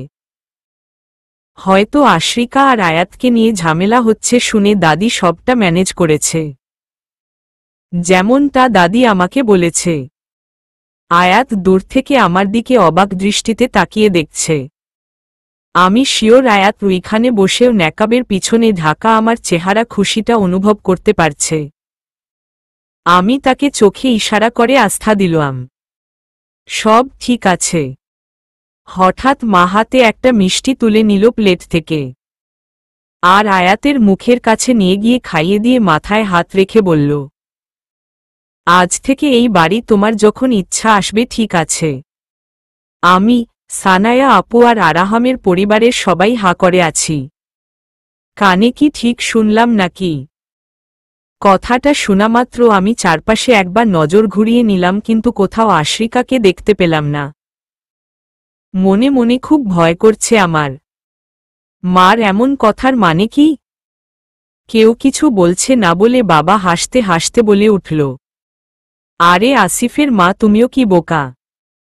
শুধু মেয়ের জামাইকে মিষ্টি মুখ করালে চলবে? আমার বেয়াই সাহেব আর বেআইনকে দাও বাবা। বাবার কথা শুনে আয়াত আর ওর বাবা মা বসা থেকে উঠে দাঁড়ালেন। তারপরের কোনো কিছু সেখানে দাঁড়িয়ে থেকে শোনার মতো ধৈর্য আমার নেই, তাই আমি নিজের রুমে চলে আসলাম। রুমে এসেই দেখি আশ্রিকা মোবাইল হাতে নিয়ে গেম খেলছে। কেন জানি আমার ওকে এমনভাবে শান্ত হয়ে মোবাইল নিয়ে বসে থাকতে দেখে খুব রাগ হচ্ছে। রুমের এপাশ থেকে ওপাশে হাঁটছি। হঠাৎ দেখি আশ্রিকা আমার দিকে আর চোখে তাকাচ্ছে আর মিটিমিটি করে হাসছে। অনেকক্ষণ দেখার পর আমার আর ভালো লাগল না, তাই আশ্রিকার পাশে গিয়ে বসলাম আর সরাসরি ওকে জিজ্ঞেস করে ফেললাম, আশ্রিকা, কি সমস্যা তোর? আসিয়া কথাটা বলতেই ও আর কোনো কথা না বলে মোবাইলটা ওর হাত থেকে বেডের উপরে ঠাস করে ছুঁড়ে ফেলে দিয়ে আমাকে জড়িয়ে ধরে। নূর, আমার না এখনো বিলিভ হচ্ছে না। আমি কাউকে নিজের জীবনে আসার জন্য অবশেষে অনুমতি দিয়েই দিলাম। আশ্রিকার মুখে এমন কথা শুনে আমার বুকের ভিতরটা কেমন যেন করতে শুরু করল। অস্থির এক ভাব মনের ভিতর অনুভব করছি। আমি যে করেই হোক আশ্রিকার হাত আমার কাঁধ থেকে নামিয়ে দেওয়ার চেষ্টা করলাম, আর ওকে সরিয়ে দিয়ে আমি বসা থেকে উঠে দাঁড়ালাম। আশ্রিকা, তোর কথার মানে বুঝলাম না। আসিয়া, আরে একটু অপেক্ষা কর, সব এমনিতেই বুঝতে পারবি। আমি আর কি বলবো? যায়, এখন বিরক্ত করিস না। দেখতেই তো পাচ্ছিস আমি গেম খেলছি। আশ্রিকা, এসব আমি কি শুনছি? তুই নাকি আরাহামকে বিয়ে করবি বলে হ্যাঁ করেছিস, আর মা বলছে তুই ওকে ভালোবাসিস। কিভাবে হলো এত সব? তোর জন্য তো তোর মোবাইল সবার আগে। এটা রেখে আমাদের সাথে কথা বলটাও যার কাছে টাইম ওয়েস্ট করা মনে হয়, সে এখন আরাহামকে ভালোবাসে। সানায়া আপুকে রেগে রুমে ভিতরে আসতে দেখে আমি আশ্রিকার সাথে কথা বলা বন্ধ করে আপুকে জিজ্ঞেস করতেই যাচ্ছিলাম নিচে কি হয়েছে, ঘটনাটা আসলে কি। তার আগেই আপির কথা শুনে আর কোনো সন্দেহ রইল না মনের ভিতরে যে আশ্রিকা কি বলার চেষ্টা করছিল এতক্ষণ আমাকে। দেখো আপু, আমি ওকে কোনো ভালো টালো বাসি না, আর এটাই সত্যি। কিন্তু ওর জন্য আমি দুইবার ভাইয়ার কাছে বকা খাইছি, আর আজকে তো পুরা চড় মারছে আমাকে। দেখছো গালটা কেমন লাল লাল হয়ে গেছে আমার। তাই আম্মু যখন আমাকে রুমে টেনে নিয়ে এসে জানতে চাইল যে ওর সাথে আমার বিয়ে দিল, আমার কোনো সমস্যা আছে কিনা, তখন অনেক চিন্তা ভাবনা করে দেখলাম যার জন্য এত কিছু ঘটছে আমার সাথে, তাকে তো এত সহজে ছাড়া ঠিক হবে না, তাই না? তাই আর কি আশ্রিকা, তার জন্য মানে কি? মা তো বলল তুই বলছিস যে ওকে তুই ভালোবাসিস, আর এজন্যই সবাই এখন ওদের সাথে বিয়ের কথা বলছে। সানায়া, হ্যাঁ বলছি, আমি কোনো সমস্যা? ওদের বাড়িতে যেয়ে দেখছি তো আমি, ওদের পরিবারের সবাই খুব শান্ত ভদ্র, আমাদের বাড়ির মতো না। বাবা রাগী, ভাইয়া কথায় কথায় হাত তোলার চেষ্টা করে, এক কথায় বদ রাগী ফ্যামিলি। আর ওদের ও আমাদের মতো টাকা পয়সার কোনো অভাব নাই। বিয়ে একদিন হবেই, আর এত চিন্তা করো না আপু। ছেলে ভালো আছে। টেবিলের ড্রয়ার থেকে একটা সেন্টার ফ্রুট বের করে সানায়ার দিকে এগিয়ে দিয়ে বলল, এই নাও সেন্টার ফ্রুট, খাও আর চিল হয়ে যাও আমার মতো। আশ্রিকা, সেন্টার ফ্রুট তোর এখন বেশি প্রয়োজন আমার চেয়ে, কারণ এখন আমি যা বলবো সেটা শুনে আল্লাহ জানে তুই চিল থাকতে পারবি কিনা।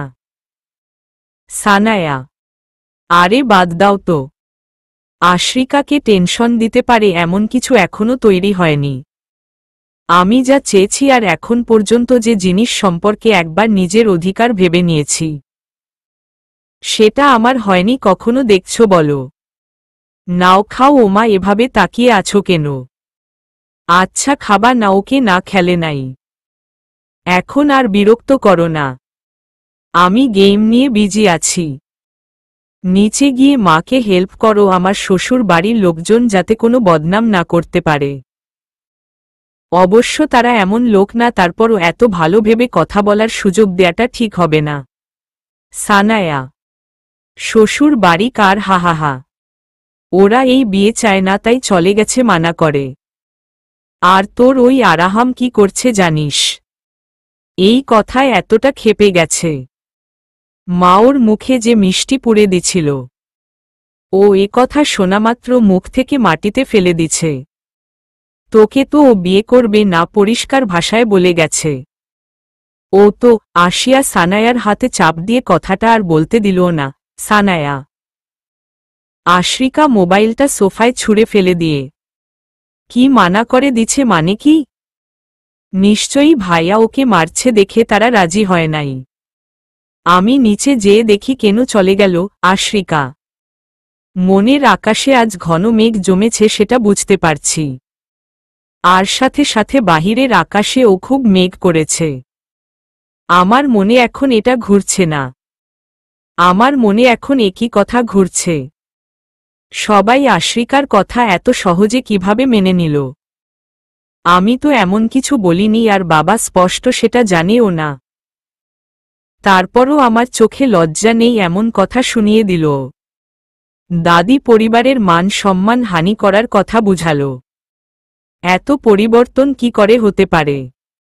মানুষগুলো তো একই, শুধু তাদের চিন্তাধারা পার্থক্য ঘটেছে।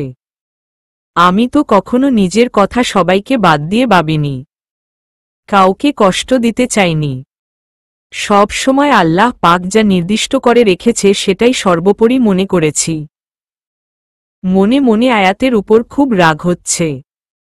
বাড়িতে এই ঘটনার পর সবাই আয়াতের পরিবারের কাউকে দেখতে পারে না, এমনকি ওদের কথা ও কারো মুখে শুনতে পারে না।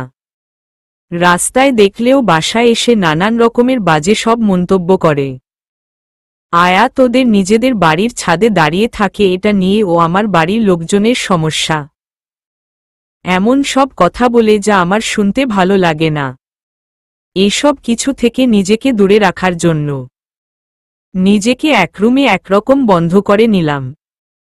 সারাক্ষণ রুমের ভিতরে থাকি, প্রয়োজন ছাড়া এক মুহূর্ত বাহিরে পা রাখি না। আবার কখন কি শুনব সেজন্য। রমজান চলছে, আজ 10 রোজা শেষ হল ইফতারের পর। সারাদিন কুরআন পড়ার মধ্যে দিয়েই সময় কেটে যাচ্ছে কোনো রকম।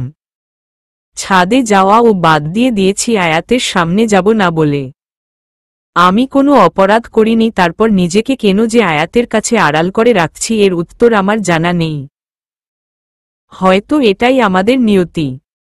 সময় আর দিন কোনোটাই সহজে কাটছে না। এক এক মুহূর্ত অনেক কঠিন লাগছে আমার।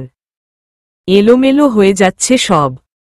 এক নজর দেখতে ইচ্ছে করে আয়াতকে, কিন্তু কোনো মতেই আশরিকা আর আয়াতের সাথে সম্পর্কিত ঘটনা বাড়ির সবার কথাগুলো মন থেকে মুছে ফেলতে পারছি না।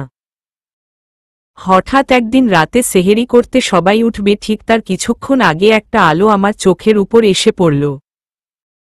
আমি যেহেতু রাতেও ইবাদত করি, এমনি দিনগুলিতেও, আর এখন তো রমজান মাস, তাই এখন রাতে তাহাজ্জুদ নামাজের পর না ঘুমিয়ে কুরআন তেলাওয়াত করতে পছন্দ করি।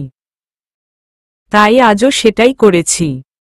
ভালো লাগছিল তাই একটু শুয়েছিলাম সোফার উপরে, কিন্তু ঘুমাইনি। আলোটা এত তীব্র ছিল যে স্পষ্ট বোঝা যাচ্ছিল যে আলোটা দূর থেকে নয়, আমার ঠিক কাছ থেকে চোখের উপর দেয়া হচ্ছে। আলোর কারণে তাকাতে কষ্ট হচ্ছে, তাই আমি আমার একটা হাত আমার চোখের উপর রেখে চোখ খুলতেই প্রথমে কেন জানি না এক মুহূর্তের জন্য সবকিছু কেমন স্বপ্নের মতো মনে হতে লাগলো আমার। তাই চোখ বন্ধ করে আবার খুলতেই দেখি চারদিক অন্ধকার, রুমে কোনো আলো নেই। আমি শোয়া থেকে উঠে বসে পড়লাম, আর রুমের লাইট অন করার জন্য পা একটু সামনের দিকে রাখতেই আমার হাত টান অনুভব করি। এমনিতে তো আমার ভয় লাগে না, কিন্তু এই অন্ধকারে বেশ ভয় লাগছে আমার। আমি আমার হাত টানছি খুব জোরে জোরে, কিন্তু ছাড়াতে পারছি না। কথা বলার চেষ্টা করছি, কিন্তু গলা থেকে কোনো শব্দ বের হচ্ছে না, শুধু গুংরানোর আওয়াজ হতে লাগল।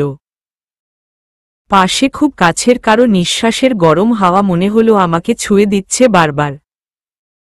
কিছুক্ষণ পর আবার আলো জ্বলতেই স্বপ্নকে আমি আমার চোখের সামনে দেখতে পেলাম।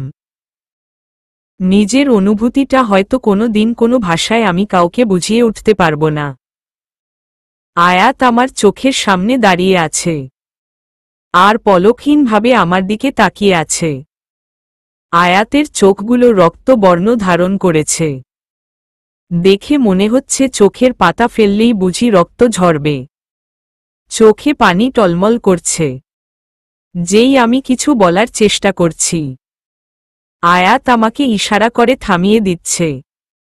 আয়াতের কষ্টগুলো আমি স্পষ্ট বুঝতে পারছি। আমি চুপ হয়ে গেলাম, আর তার দিকে তাকিয়ে রইলাম।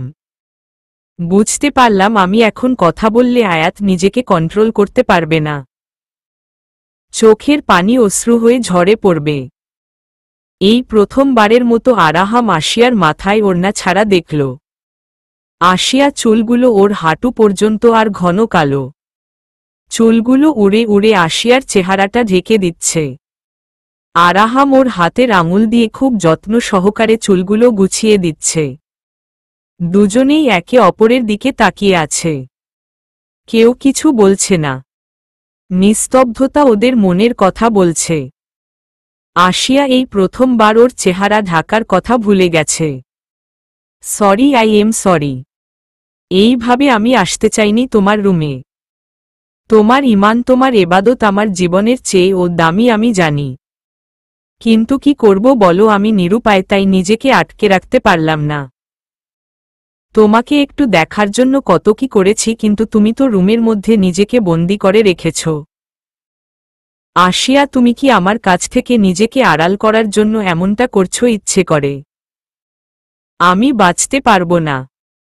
একজন ছেলের চোখে যখন পানি আসে কারো জন্য, তাহলে বুঝতে হবে সেটা কতটা কষ্টে এসেছে। ছেলেরা হাজার কষ্ট পেলেও নিজেদের কষ্টটা কাউকে বুক ছিঁড়ে দেখাতে পারে না। চাইলেও হাউমাউ করে কাঁদতে পারে না। তুমি জানো না, আমার লাইফে আমার সবচেয়ে কাছের ব্যক্তিটি ছিল আমার নানু মা। তাকে আমি আমার আম্মু আব্বুর চেয়ে বেশি ভালোবাসি। সে যখন আমাদের সবাইকে ছেড়ে চলে গেছে, আমার বুক ফেটে গেছে। ভিতরে ভিতরে অনেক কষ্ট হচ্ছিল, কিন্তু চোখে এক ফোঁটা পানি আসেনি। সবাই অবাক হয়েছে আমাকে দেখে। অনেকে প্রশ্নও করেছে, কিন্তু কোনো উত্তর দিতে পারিনি।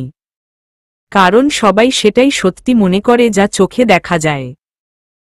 তাহলে এখন তুমি আমার দিকে দেখে বলো, কি দেখতে পাচ্ছ আনন্দ, না তোমাকে ভালোবেসে এক নজর দেখতে না পারায় অশ্রু হয়ে আমার চোখ দিয়ে বয়ে যাওয়া কষ্ট? ঠিক বাচ্চা ছেলের মতো ঠোঁটগুলো কাঁপিয়ে কাঁদছে আর বলছে। আর আশিয়ার হাতটা ছেড়ে দিয়ে ওর পায়ের কাছে বসে আশিয়ার চেহারার দিকে তাকিয়ে রইল আরাহাম।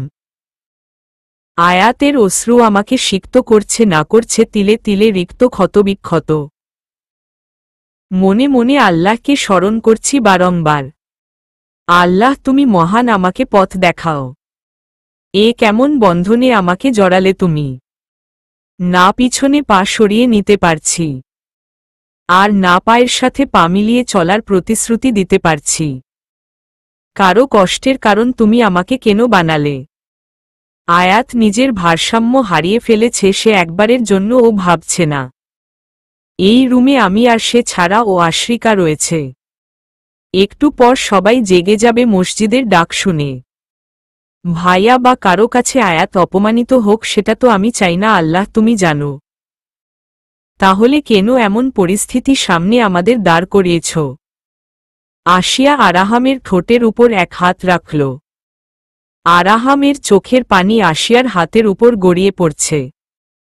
আশিয়া আরেক হাতে ওর ওড়নাটা নিয়ে আরাহামের চোখ মুছে দিতে দিতে বলল, প্লিজ আল্লাহ ওয়াস্তে আমাকে ভুল বুঝবেন না আপনি। ভালোবাসা সব সময় পাপ হয় না। দেখা না করেও আমি তো আপনার মনে ছিলাম, তাই না এতদিন? আশিয়া আরাহাম মাথা নাড়িয়ে, আরাহাম। এক মুহূর্তের জন্যেও কি মনে হয়েছে আমার প্রতি ভালোবাসা কমে গেছে আপনার? আসিয়া, কি বলছো তুমি? এটা হতেই পারে না। তুমি কেন বুঝতে পারছো না? তুমি আমার জীবনের সাথে এমনভাবে জড়িয়ে গেছো যে আমি এখন তোমাকে ছাড়া কিছু ভাবতে পারছি না।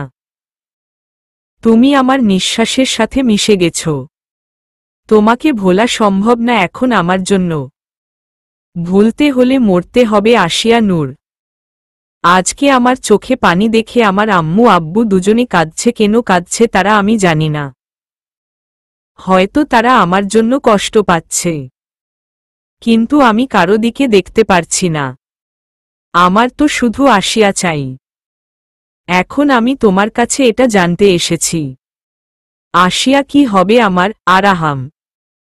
আসিয়া কিছুক্ষণ চুপ করে থাকার পর এই প্রথম কোনো ছেলের হাত স্পর্শ করল, সেটাও নিজের ইচ্ছেতে। আরাহামের হাতে হাত রেখে নিচের দিকে চোখ রেখেছে ঠিকই, কিন্তু মাথা নিচু করে রাখেনি।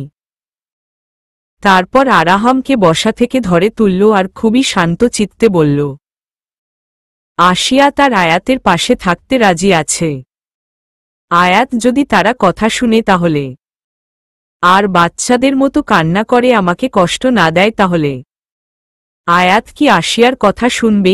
আসিয়া সব সময় শুনবে বলেই দেখো একবার। আরাহাম, আমার মনোবল কিন্তু ভাঙেনি, আপনি কি তা জানেন? আয়াত, আপনি আমার হাতের দিকে তাকান। আমার হাতে আপনার দেয়া ব্রেসলেটটা এখনো আছে আর থাকবে ইনশাআল্লাহ। আমি এত কথা আপনার কাছে জানতে চাইছি এজন্য, যাতে আপনি বুঝতে পারেন সহজে আমার সমস্যাটা। দূরে থেকে কথা না বলেও যেহেতু আমরা একে অপরের মনে জায়গায় স্থির আছি, তার মানে তো এটাই যেটা আমি বুঝতে পারছি। দূরত্ব ভালোবাসা কমায় না, বরং বাড়ায়। একে অপরের প্রতি আরও বেশি মমত্ববোধ জন্মায়। তাহলে কেন আপনি নিজেকে এখানে আসা থেকে আটকাতে পারলেন না বলেন তো? ওই যে মার গলা শোনা যাচ্ছে, এখনই সবাই উঠে যাবে। আপনি প্লিজ চলে যান, কেউ দেখলে সমস্যা হয়ে যাবে। আসিয়া, আসিয়া, আমি চলে যাব তার আগে তোমাকে আমার একটি কথা রাখতে হবে। আমি এই টেনশন নিয়ে বাঁচতে পারবো না। কখন জানো শুনবে তোমার? আয়াত আর নেই। আসিয়া আয়াতের মুখ চেপে ধরল।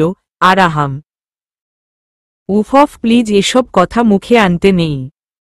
আল্লাহ তাআলা নারাজ হবে। আসিয়া, আসিয়া রাখবে কিনা? আমি কিন্তু যাব না যদি তুমি কথা না রাখো আমার। তোমার ভাই মারবে তো ঠিক আছে, মারুক, দেখি তুমি আর কত সহ্য করতে পারো। আরাহাম, আচ্ছা ঠিক আছে বলেন। হঠাৎ আশরিকার নড়াচড়া দেখে আসিয়া ভয় আরাহামের হাত চেপে ধরে বারান্দায় আড়ালে চলে যায়। প্লিজ তাড়াতাড়ি বলেন, সবাই উঠে গেলে প্রবলেম হবে। আসিয়া, আরাহাম ওর প্যান্টের পকেট থেকে একটা মোবাইল ফোন বের করে আসিয়ার হাতে দিয়ে বলল, এটা তোমার কাছে থাকবে এখন থেকে। আরাহাম, মোবাইল দিয়ে আমি কি করব? আয়াত, আপনি কেন? কেউ আসছে এদিকেই, প্লিজ যান এখন। আসিয়া, যাব, তার আগে এটা রাখতে হবে। আমি তোমার সব যুক্তি সব কথা মানলাম, সব ঠিক আছে, কিন্তু আমি তোমার সাথে কথা না বলে থাকতে পারবো না। আরাহাম, আচ্ছা ঠিক আছে, তবে কথা শেষ হওয়ার আগেই কারো পায়ের শব্দ পেয়ে আরাহাম তাড়াতাড়ি রুম থেকে বেরিয়ে গেল। আসিয়া, নূর নূর বলে ডাকতে ডাকতে আসিয়ার মা রুমের ভিতরে এসে দেখে আসিয়া কুরআন শরীফ তুলে রুখছে। ও, তুই উঠেছিস? আশরিকাকে নিয়ে আসো নিচে। আর তোমার দাদি আজ নিজের রুমে সেহেরি করবে, তুমি তার খাবার তার রুমে রেখে আসো, কেমন? মা মাথা নাড়লাম। তারপর মা রুম থেকে চলে যাওয়ার পর মোবাইলটা বালিশের নিচ থেকে বের করে আমার পড়ার টেবিলের ড্রয়ারে রেখে দিলাম লক করে। লক না করলে কেউ যদি ড্রয়ার খুলে দেখে নেয় তাহলে সমস্যা হয়ে যাবে। আয়া তো না কোনো কথাই শুনল না। মোবাইল দিয়ে আমি কি করব? আমি তো জানিই না এটা কিভাবে ইউজ করতে হয়। আয়াত আমার রুমে কি করে এলো? সব চিন্তা বাদ দিয়ে আশ্রিকাকে ডেকে তুললাম সেহেরি করার জন্য। কি হয়েছে, ডাকছিস কেন আশ্রিকা? কেন মানে রোজা রাখবে না? আসিয়া, না রাখবো না, তুই যা। রোজা রেখে কি হবে? আল্লাহ কি আমার মনের কথা শুনছে যে আমি? আসিয়া কথার মাঝেই থামিয়ে দিল। আশ্রিকা, তওবা করো প্লিজ। এসব কি বলছো তুমি? আল্লাহ তো সেটাই করে যা সবার জন্য ভালো।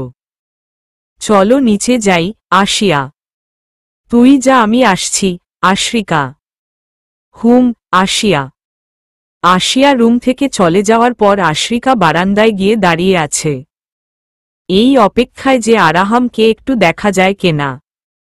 10 মিনিট চলে গেল, আরাহামের রুমের লাইট জ্বলছে কিন্তু ওকে দেখা যাচ্ছে না। আর নিচের রুম থেকে আশ্রিকার বাবা ওকে ডাকাডাকি করছে। সবাই খাবার সামনে নিয়ে ওর জন্য বসে আছে। আশ্রিকা রাগে পাগল হয়ে গেছে।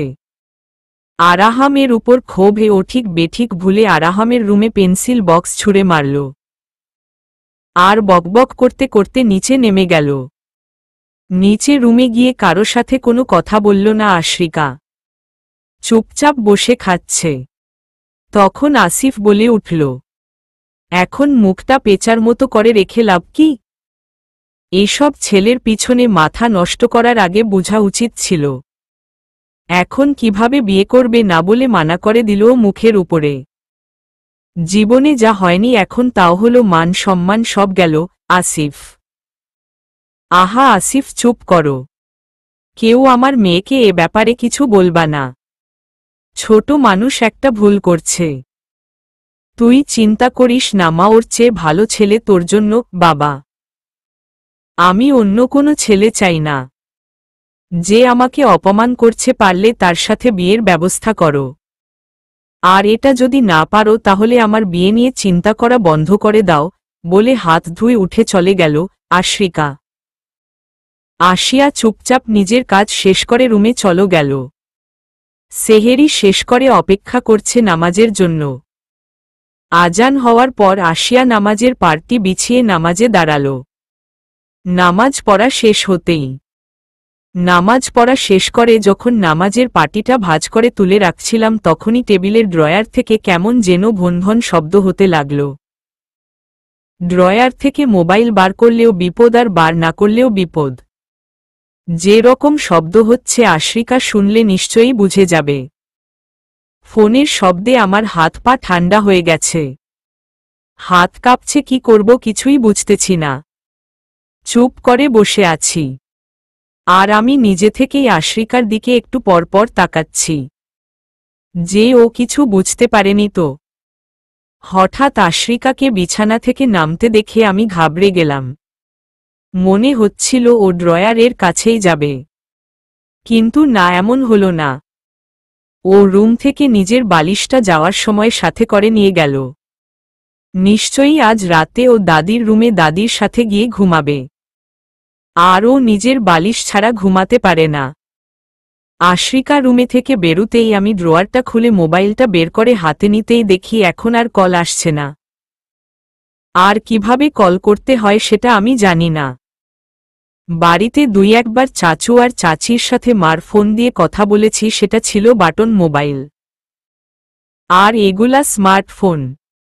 এর আগে কখনো প্রয়োজন হয়নি, তাই মোবাইল কিনে দিতে চাইলে মানা করেছি। কোনো দিন ভাবিনি এমন কিছু আমার লাইফে ঘটবে। মোবাইল হাতে নিয়ে নানান রকমের চিন্তা ভাবনা করছি। ঠিক তখনই আবার মোবাইলটা ভন ভন করছে। ভয়ের কারণে আমার হাত থেকে ফোনটা বিছানায় পড়ে গেল। তারপরও ফোন বাজছে। এটা চুপ কেন করছে না? রিসিভ কিভাবে করব? মোবাইলের এপাশ ওপাশ ভালো করে দেখছি, হঠাৎ মোবাইলের কাঁপুনিটা বন্ধ তো হয়েছে, কিন্তু আয়াতের কণ্ঠ শোনা গেল। সাথে সাথে আমি মোবাইল কানে দিয়েই বললাম, আসসালামু আলাইকুম আয়াত, আপনি কেন এটাকে এখানে রেখে গেছেন? খোদাকে ওয়াস্তে আপনি আসেন আর এটা নিয়ে যান। আসিয়া, হাহা হাহা। আসিয়া, রিল্যাক্স, তুমি এত ভয় পাচ্ছ কেন? এটা আমি তোমার কাছ থেকে নিব বলে তো দিয়ে আসিনি, তাই না? তোমার সাথে যোগাযোগের সব পথ তো তুমি বন্ধ করে রেখেছ, তাই এটাই আমার কাছে সবচেয়ে ইজি রাস্তা মনে হয়েছে তোমার পাশে থাকার, আর সারাক্ষণ তোমার উপস্থিতি, তোমার কণ্ঠ শুনে অনুভব করার। আরাহাম: হায় আল্লাহ, কল রিসিভ করার পরও আপনার কথা বন্ধ হচ্ছে না কেন? আসিয়া: মানে, তুমি চাও না আমি তোমার সাথে কথা বলি? কল রিসিভ তো কথা বলার আর শোনার জন্যই করে মানুষ, তাই না? আরাহাম: না, আপনি বুঝতে পারছেন না আমার কথা। এভাবে কথা বলতে থাকলে সম্পূর্ণ বাড়ির লোকজন জেনে যাবে। আসিয়া: জানবে না কেন ভয়? আরাহাম: চুপ প্লিজ, চুপিস, সব শুনে ফেলবে এখন। আরাহামকে কথার মাঝে থামিয়ে দিয়ে: আপনার কথা শুধু আমার শোনার কথা, তাই না? এটাই তো মোবাইল ফোন। কিন্তু আপনি কি ফোন দিয়ে গেছেন বলেন তো? এটাতে তো আপনার কথা কানে দিয়ে শুনতে হচ্ছে না, বাহিরে ও শোনা যাচ্ছে। আর কল আসলেই ভন ভন করে। আমি এই ঝামেলা রাখতে পারবো না নিজের কাছে। আমার পক্ষে প্রতিনিয়ত সবাইকে ধোঁকা দেয়া সম্ভব না। আপনি হয়তো আমাকে আনো কালচার ভাবছেন, ভাবলেও ভুল হবে না। আমি ছোট থেকেই এমন। আমার লাইফে যে সবের কোনো প্রয়োজন নেই আমি তার সম্পর্কে জানার চেষ্টাও করিনি, আর ব্যবহার করার কথাও ভাবিনি। আসিয়া: আসিয়া, আমার জন্য এতটুকু করতে পারবে না তুমি? একটু শান্ত হয়ে আমার কথাটা শোনার চেষ্টা করো, তাহলে হয়তো বুঝবে।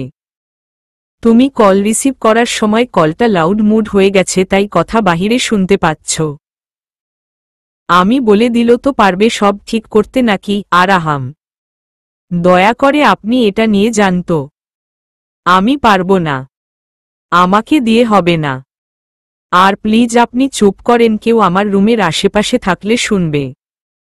এখন কলটা কিভাবে কাটবো সেটা বলেন, কিন্তু একটু ধীরে। আসিয়া: আচ্ছা, তোমার কাটতে হবে না, আমি নিজেই কেটে দিচ্ছি। আর ফোন তোমার কাছেই থাকবে।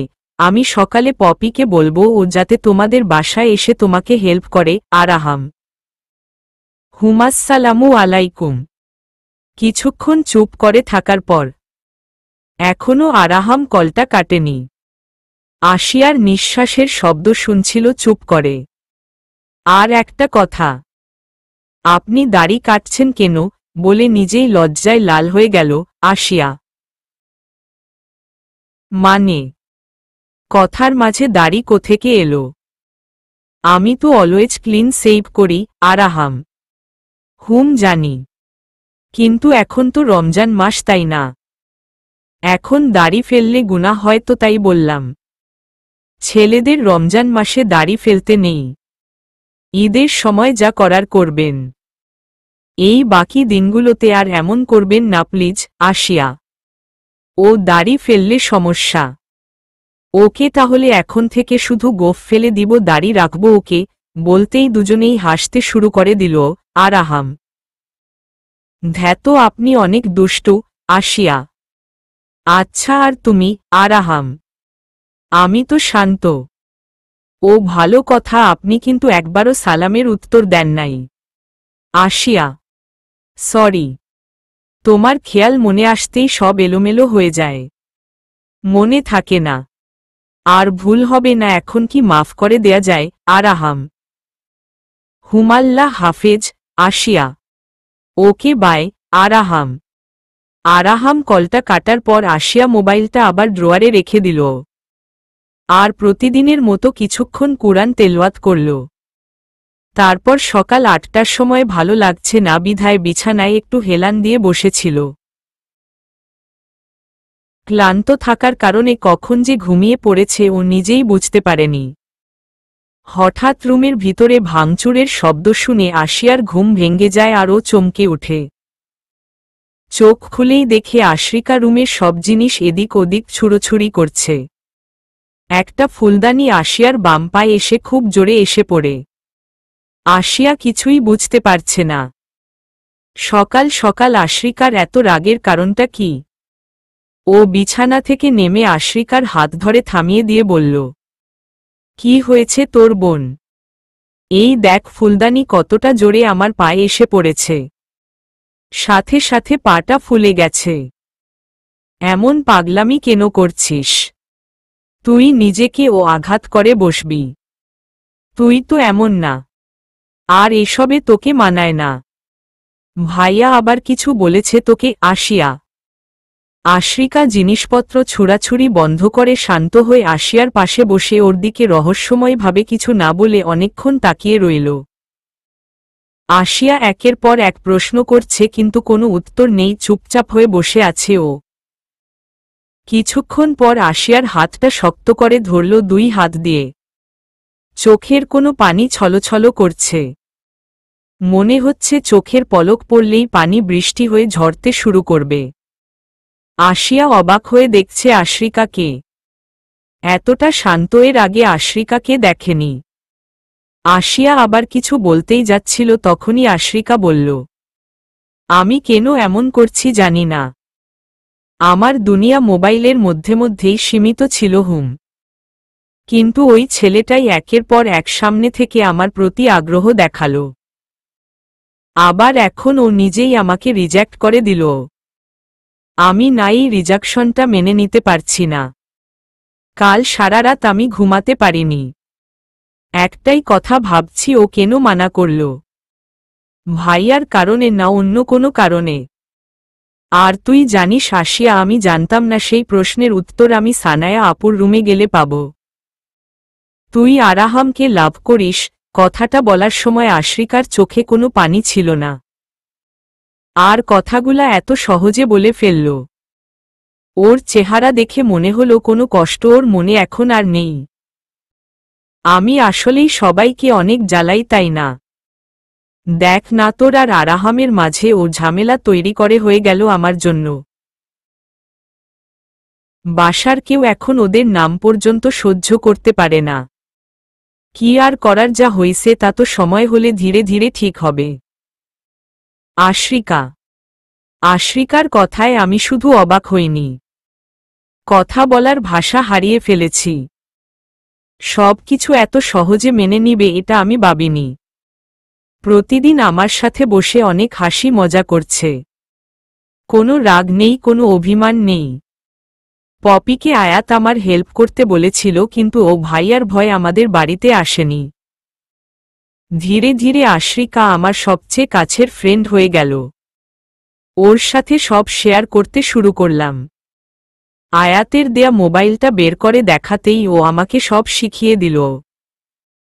আমি প্রতিদিন আয়াতের সাথে কথা বলছি ঘন্টার পর ঘন্টা, বাসায় আপু আর আশ্রিকা ছাড়া আর কেউ জানে না। সময় খুব সুন্দরভাবে কেটে যেতে লাগল।